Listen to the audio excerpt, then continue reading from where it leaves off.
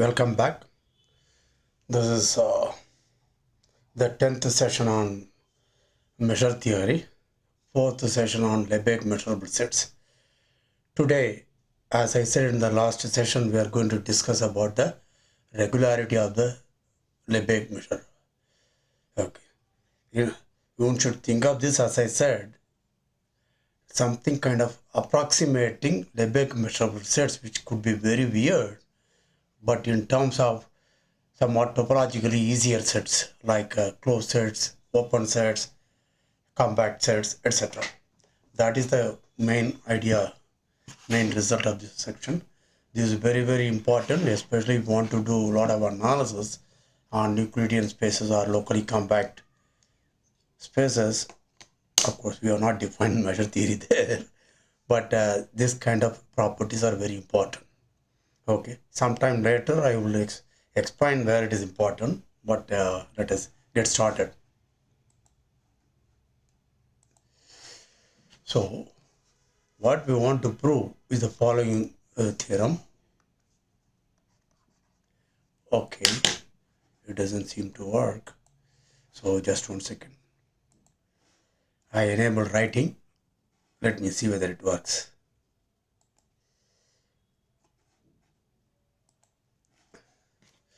So, the main result of today's session is the following theorem. Okay, the following, or let me say, let E be a subset of R. It could also be Rn as usual. Then the following are equivalent.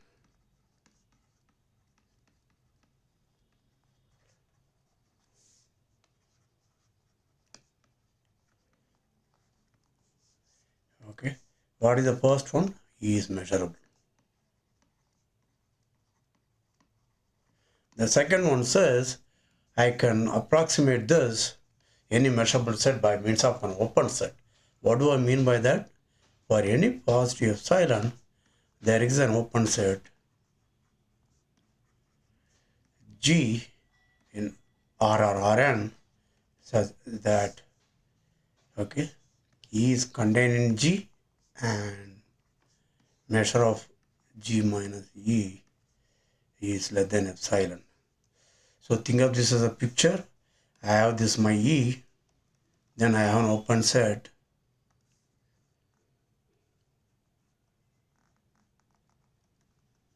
This is my G, and whatever is left over is how let's measure zero, measure less than epsilon. And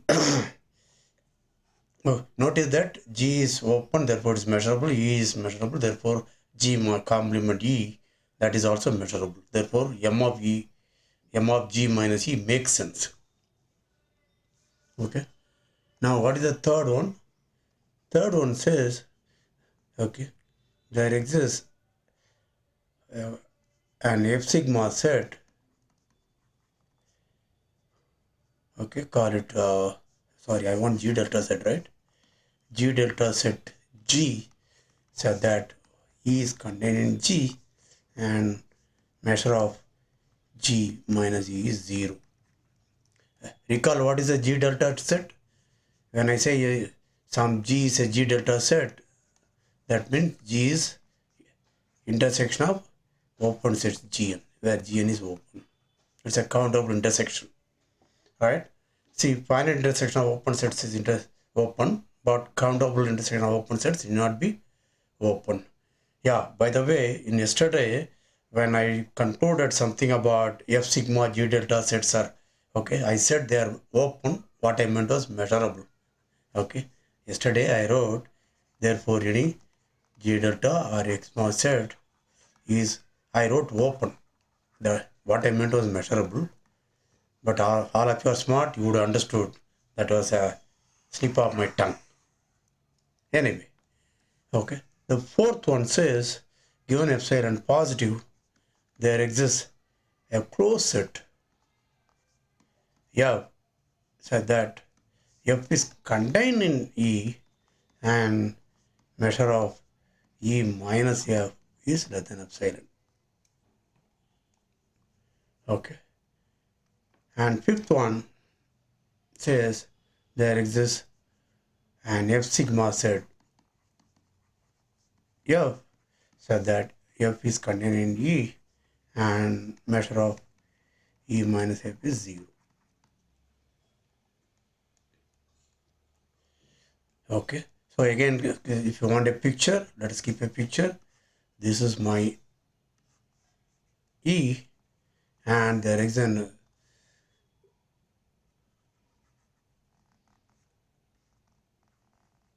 F, so that measure of E minus F is less than epsilon. For every epsilon in the first one, here it is 0 in the fifth one. So intuitively, what does that mean?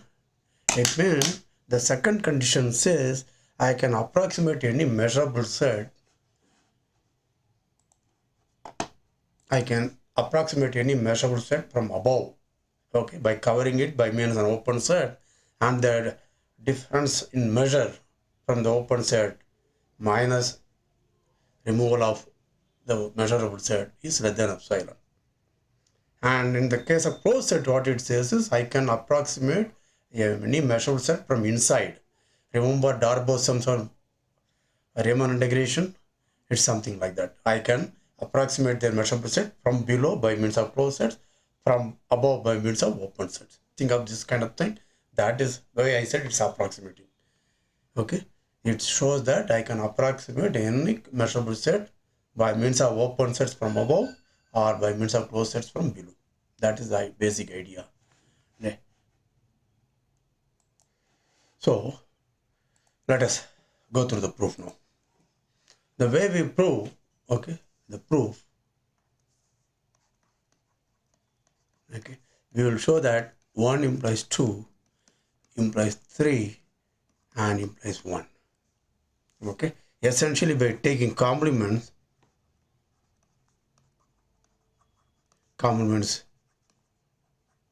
proves 1 if and only 4, if and only 5. Okay, let's deal with that later. Let's just stick to this first. Okay, so let E be measurable, right? First, let me assume measure of E is finite. Okay, remember measure of E is nothing other than m star of E. That is outer measure, right? By definition of outer measure, I know this is also finite. Remember one of the important results we said, m star of E is some GLB of certain set of numbers, right? So given epsilon positive, okay, there exists an open, a countable open cover, countable family of open intervals,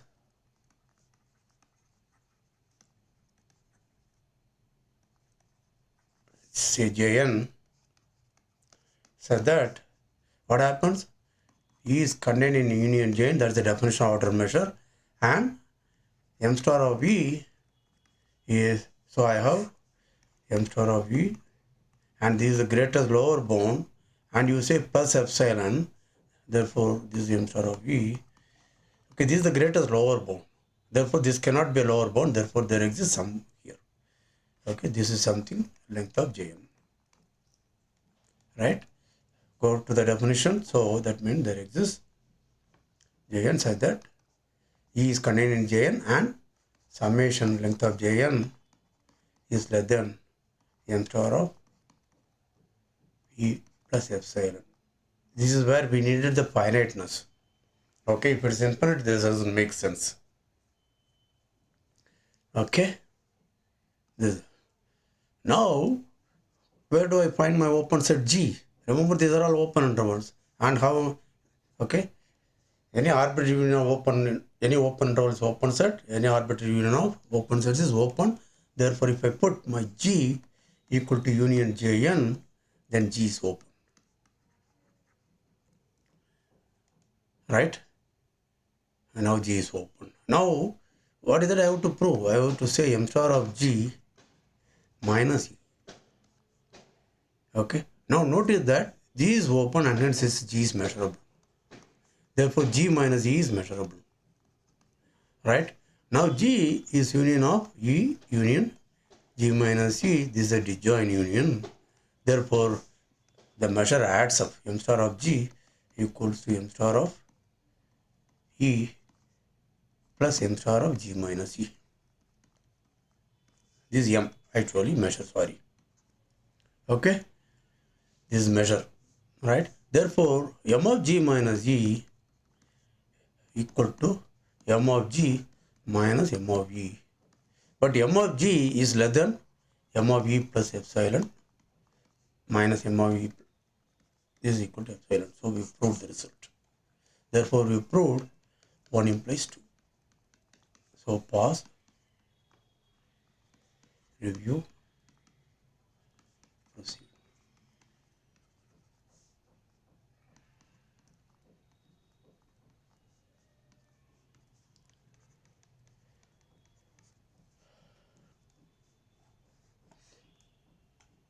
But we have proved it, sorry, we proved it only under the assumption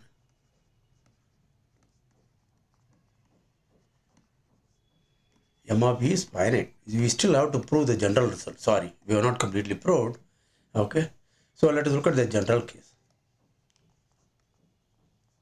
Okay, again I will resort to picture and plane. So this is my set E. So let us look at this set E.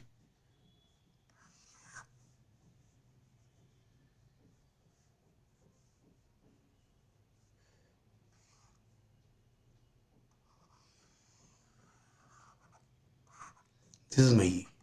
Okay, it may be of infinite measure. So what I do is I look at open balls. So I do for each n, you define En to be E intersected with the ball of radius n. If it is in the Rn case, yeah, in the one-dimensional case, is E intersection with minus n to plus n. Right? So this is my thing, or my E may be somewhere and put minus n to plus n. Only look at that part of E inside this. Okay. Now this is measurable, and its measure is finite. Right? Measure of n is finite. Therefore, what do I know? By the first part, I know there exists an open set G, call it Gn, such that En is contained in Gn, and measure of Gn minus En is less than epsilon. But remember, I want to do for every n.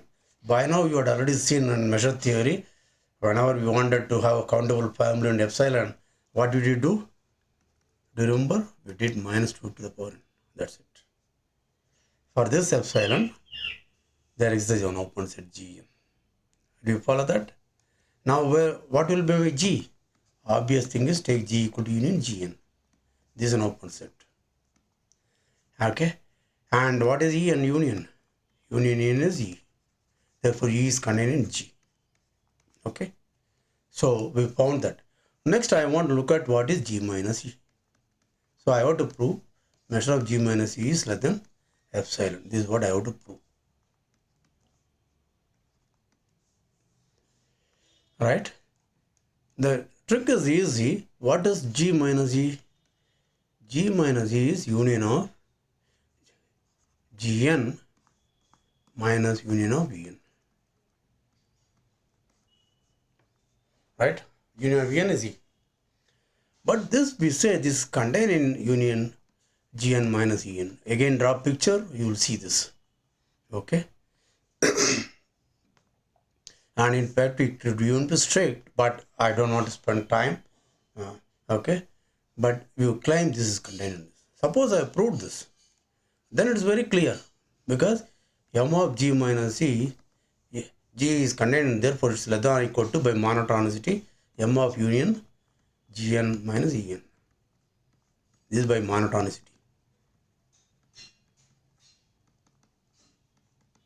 But then by subadditivity, then this is less than or equal to m of Gn minus En. This is by countable subadditivity.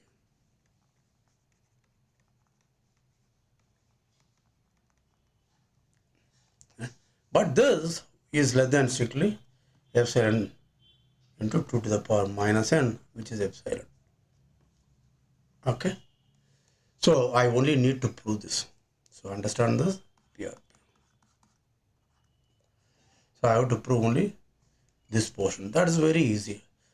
So I want to prove G minus E is contained in union Gn minus En, right? But what is this? This is union of Gn minus union of E, right? Now let's start with X in G minus E. So this is again as usual set theory. X in G minus E if and only if X is in G and X is not in E.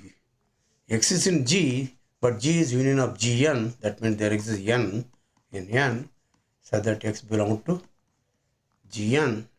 And since X is not in E, E is union, right? And X is not in E, right? Now notice that if X is not in E, X is certainly E is union of En. If X is not here, certainly X is not in En, right? If it is in En, then it will be, right? Therefore, this implies there is N in N, so that X is in Gn and X is not in En. This is for any Ek. This means X is not in Ek for all K. But in particular, for K equal to N, it is not there. This simply means X is in Gn minus En. This is if and only. Okay. This means in particular. Because X is not in this, it means X is not in Ek for all K. In particular, it's not in E. Okay. Therefore, we proved G minus E is contained in union Gn minus En. Okay. And hence the result. So now we have actually completed the proof of 1 implies 2. So P or P.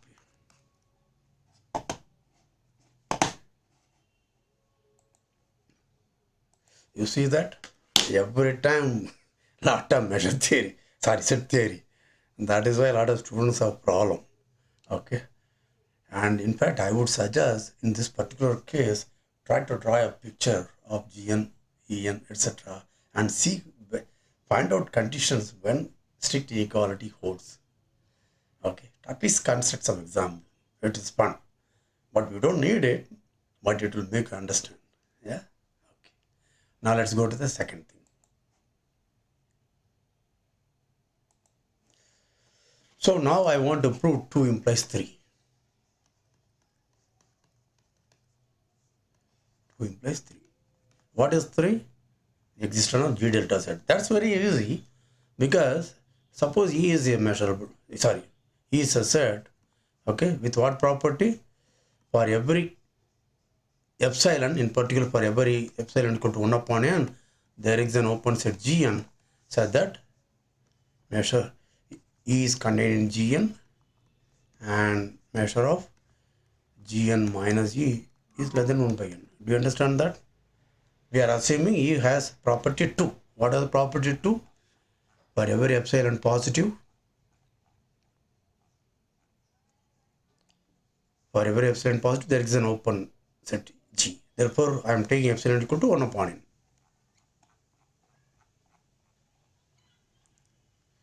Right? Now notice, look at G equal to intersection of Gn. By definition, this is a G delta set. Right? And since E is contained in Gn for all n, okay, E is also contained in this. Is that clear? Now next, notice that this intersection of measurable, therefore is also measurable. We already know that. Therefore, and G minus E is therefore measurable. Is that clear? Yeah? Right. Now, therefore, M of G minus E makes sense. Right? Now, notice that G is contained in Gn. Therefore, G minus E is contained in Gn minus E for all n. Right? By monotonicity, therefore, this is less than or equal to M of G minus Gn minus E. But that is less than 1 by n. And this is true for all n. Therefore, we conclude M of G minus E is 0. So, this completes the proof of 2 implies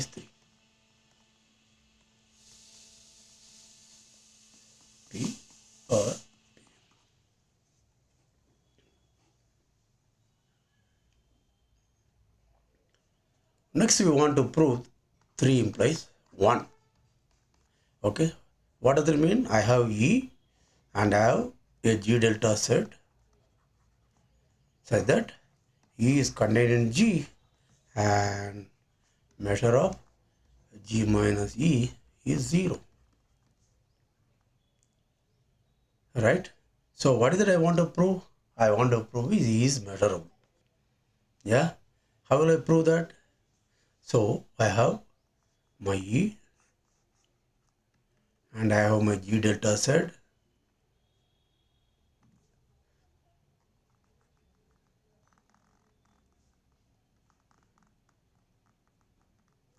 Okay, this is my G delta set G.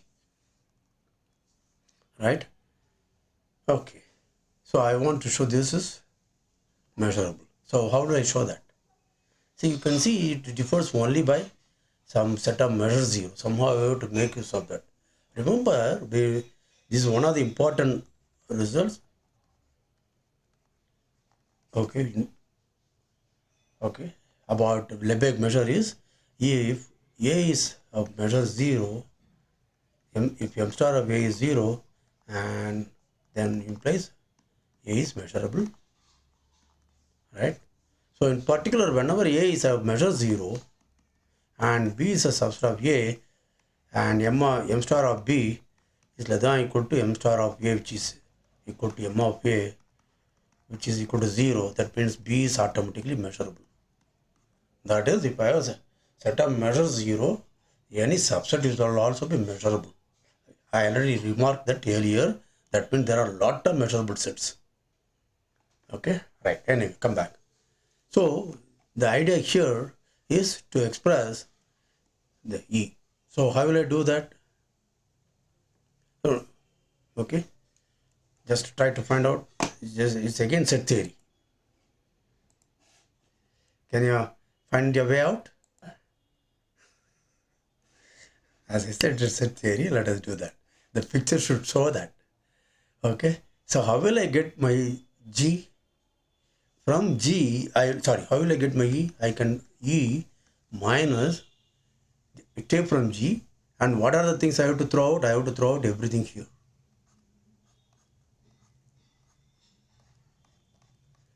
That, okay, that is G minus E complement.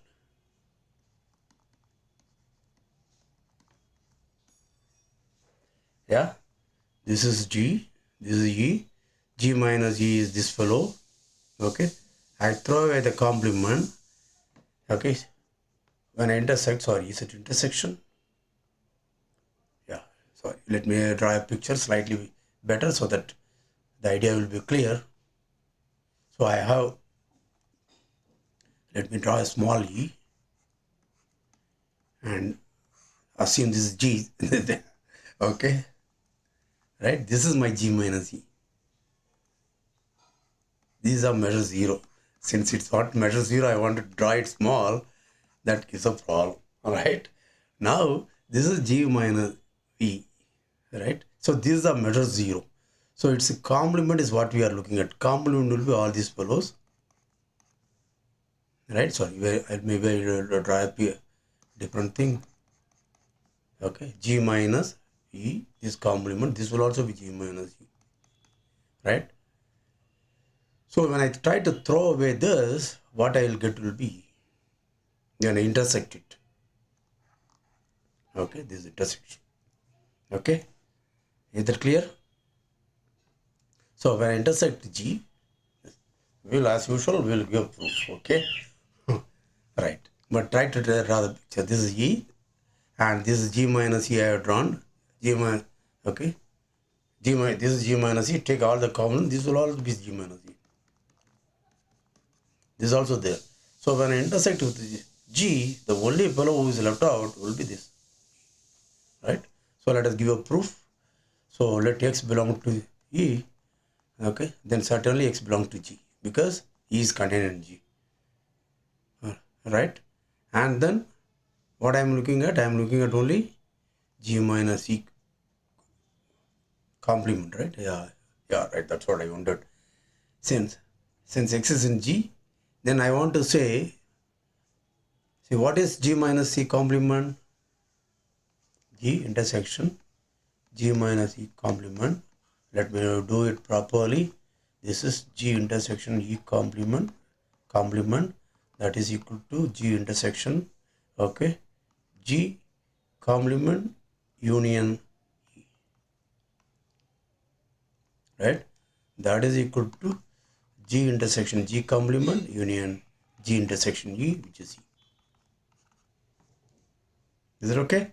We have a rigorous proof. Okay, good. So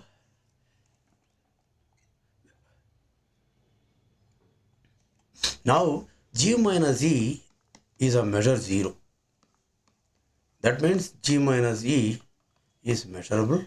Therefore, this is measurable because complement of measurable set. This is what G delta set measurable, intersection of measurable sets. Therefore, E is measurable. Hence, we conclude.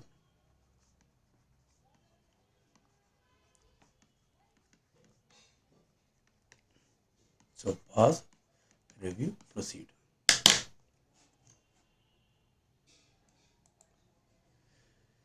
Yeah, a lot of set theoretic manipulations. Yeah. Okay, good. Please review this. We'll be back. Now let's prove the closed part.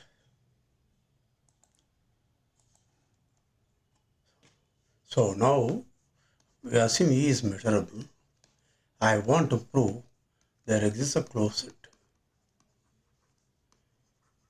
F said that F is contained in E and measure of E minus F is less than epsilon. That is given epsilon.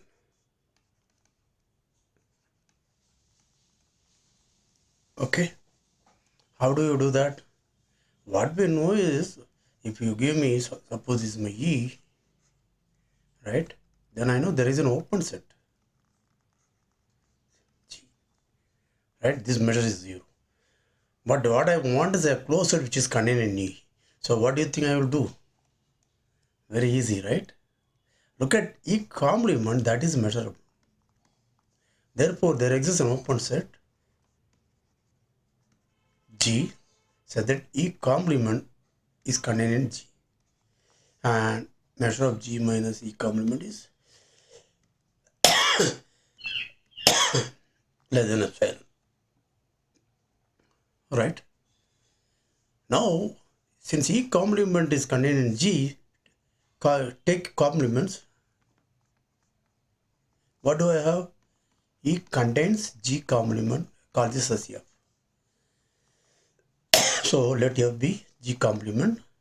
Then F is contained, F is closed, and F is contained in E. Is it okay? Right. So we found a closed set F so that F is contained in E. Now what I want to show is M of E minus F. This will be measurable automatically. So I want to show this is less than epsilon. So where do I hope to get this?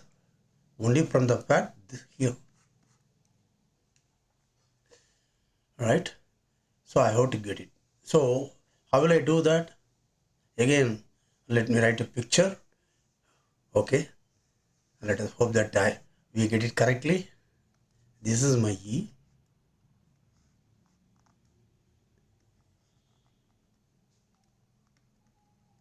Okay. This is my big set X. This may be your R, Rn, or whatever it is. Okay. And E complement, therefore the open set is going to be this. This is my F. This is my F. This is my E.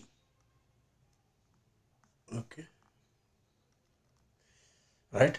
Now this is your G. What is your G? G is going to be the complement of F, right? Okay. Now what I want is E minus F is what? This is what I want to look at. E minus F is this.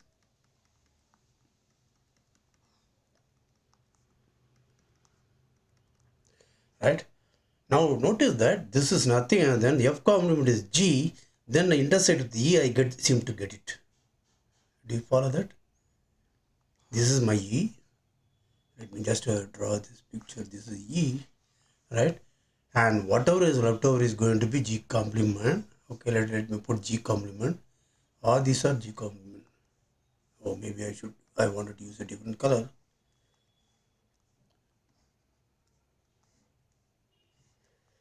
This is G complement. So take G complement and intersect with E. That seems to be E minus F. Seems to be okay. So let us try to prove that. Okay. So let X belong to G complement decision E. This if and only if X is not in G and X is in E. But X is not in G, but remember that means X is in F. Am I doing it correctly? X is G complement, therefore X is, this is F. Oh, sorry, G. Sorry. See, the F complement is this G intersection E. Seems to be right. So X is in G and X is in E. Okay. Claim is G intersection E. I drew the picture, I got confused. Okay. This is F. The complement is G. Therefore, all these copy lines are G. Right? When I intersect with E, what I am going to get is only this portion, the pink portion. Okay. Right. So we want to claim G minus G intersect with E equal to E minus F.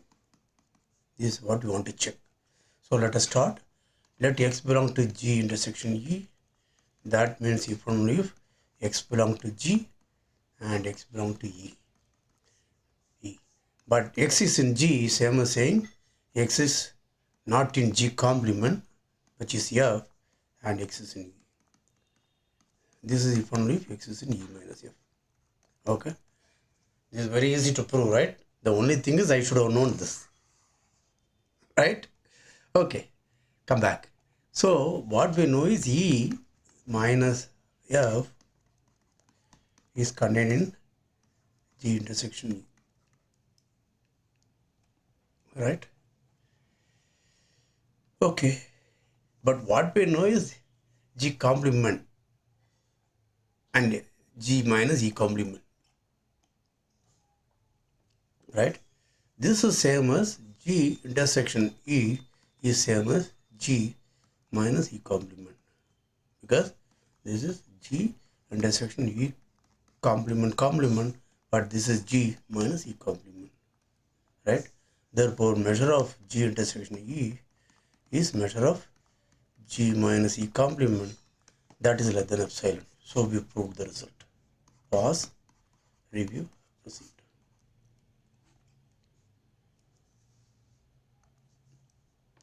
Now 4 or 5, this implies, this shows 1 implied 4. Now 4 implies 5 is easy, because for each 1 upon n, look at Fn, so that Fn is contained in E, and measure of E minus Fn is less than 1 by n. Right? Then take union, F to be union Fn, then this will be F swing acid. Right? And what is E minus Fn? E minus F is, okay, is contained in E minus Fn for each n. Right? Because F is a bigger set, I am removing bigger set, therefore it will contain in a smaller set removed from E. Right? Therefore, measure of E minus F, again this is measurable, therefore E minus F is measurable, therefore this makes sense. Therefore, this is less than or equal to measure of E minus Fn. That is 1 upon n. This implies measure of E minus F is 0. So 4 implies 5. And 5 implies 1 is again easy. Okay. Suppose E is a set, there is an F sigma set F, so that measure of E minus F equal to 0, I want to show E is measurable, right? But then that's very easy because E is F union E minus F, correct? Yeah, and I know this is F sigma set, therefore this is measurable. This is a set of measures 0, therefore, okay, this is measurable. Union of measurable set is measurable, therefore E is measurable. So we have proved the equivalence of 1 implies 2, implies 3, implies 1, and 1 implies 4, implies 5, implies 1. Therefore, all the 5 statements are equivalent.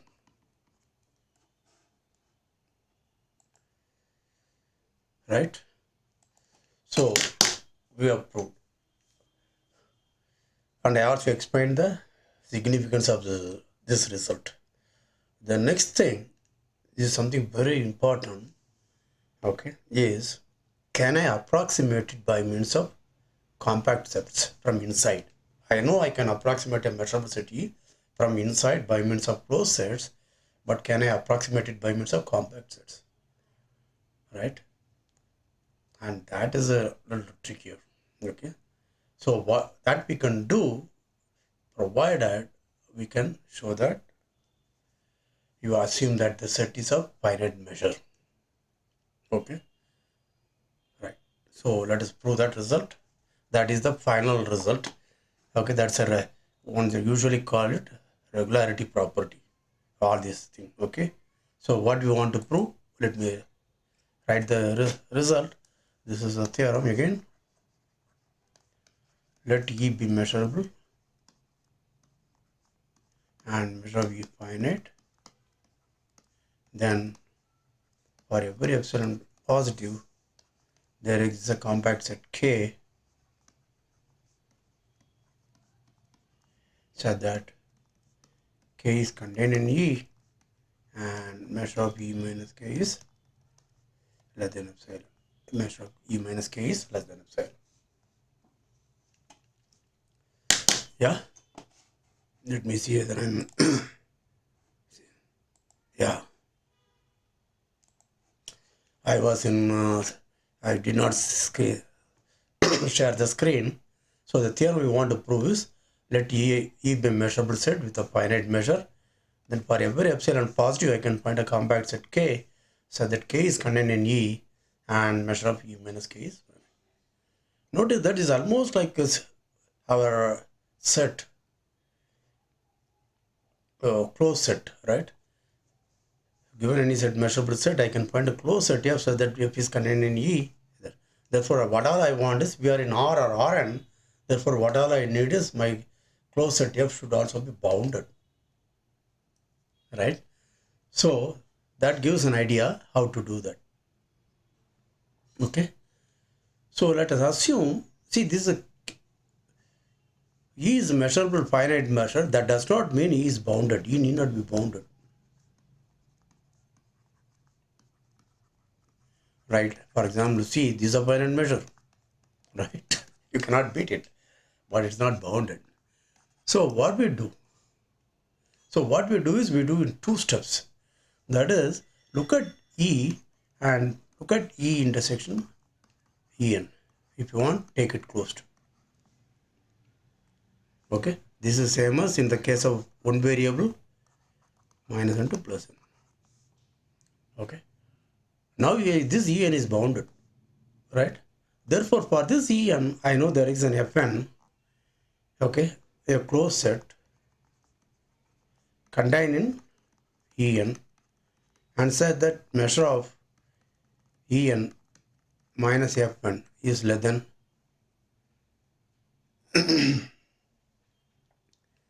no, let me argue slightly differently. Okay, this idea is correct, but I want to do that. See, now let's look at this En. This En increases to E, right? Therefore, by early result, I know that measure of En increases to measure of E. Now, measure of E is finite. Therefore, if you give me an epsilon positive, there is an N such that measure of En, okay, minus measure of V is less than epsilon or epsilon by 2. Do you understand this? This is where I needed finiteness so that I can do this. Therefore, I have measure of V, and the measure of Vn increases, therefore measure of Vn should be actually less than that, right? Therefore, what does this mean?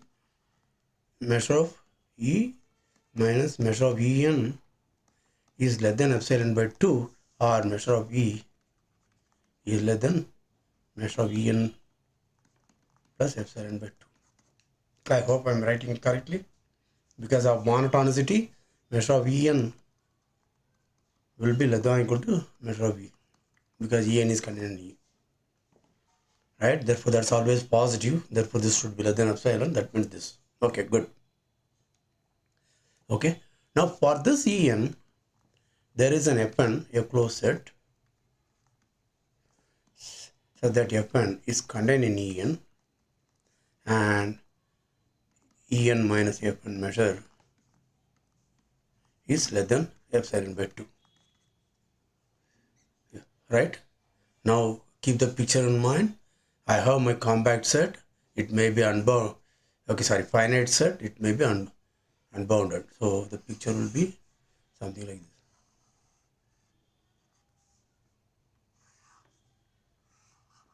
This may be but a finite measure. Okay, so I am taking, this is my En. So let me do a different colors. This is my En. Now I have an Fn now. Okay, this is a finite measure. This is less than epsilon by 2. Now what do I know about En? Now En is bounded and Fn is closed. Therefore, Fn is contained in En implies Fn is closed as well as bounded. Therefore, by Heine-Borel theorem, Fn is compact. So I found a compact set, right? Now I want to know, notice that this is my En. Let me use a different color now. This is my En, right? Therefore, I want to know what is M of E minus Fn, whether it is less than epsilon. Now, this E minus Fn, you can see, is contained in two things. Okay, actually equality, but okay, equal to E minus En union En minus F, right? This one and whatever is left over here, right? By countable additivity, measure of E minus Fn is less than or equal to measure of E minus En and plus measure of En minus F. But each is less than epsilon by 2. Therefore, equal to epsilon. So we proved the result. Okay. So we proved that given if E is a finite measure, let us recall this is the important result. If E is measurable and measure of E is finite, for every epsilon positive, there exists a compact set K, so that K is contained in E, and measure of E minus K, what is left over is less than epsilon. Okay, this one is called usually interior regularity. Actually, with respect to closed set, one should call, but usually one calls it interior regularity. The other one, if E is any set measurable and G is, there is open set G for every epsilon positive, there is an open set G such that E is contained in G, and measure of G minus is less than epsilon. This is called outer regularity.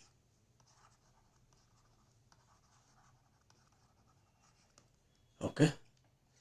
So what you have shown is our Lebesgue measure M from the class of measurable sets is this. Okay, has some regularity properties. If you call this as compactness as sixth property, all these 1 to 6 are known as regularity properties. 6 is compactness. Regularity properties of the Lebesgue measure.